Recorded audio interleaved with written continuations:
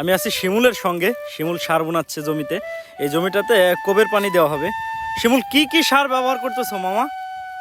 TIB, urea এর সাথে mix করে জামাম।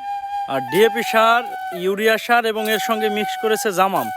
এই জামামটা হচ্ছে মাটির পিএইচ মানটা ঠিক রাখে। তো যে সমস্ত জমিতে দেখা যায় যে মাটির পিএইচ মান ঠিক থাকে না, ওই জমিতে ফসল এক পাশে ভালো হয় এক পাশে ভালো হয় না, এরকম করে নষ্ট হয়ে যায়। যখন এই জামামটা মাটির নিচে ব্যবহার করবেন, ফসলের গ্রোথটা অত্যন্ত চমৎকার হবে এবং দেখতে ভালো লাগবে। এরপরে ফলনে বাড়বে, গাছ বৃদ্ধি থাকবে। এই জামামটা মাটিতে অত্যন্ত প্রয়োজনীয় একটা ঔষধ বলতে পারেন।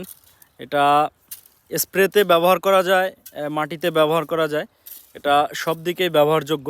এই জামামটা ইতিপূর্বে যারা ব্যবহার করেছেন তারা তো জানেন।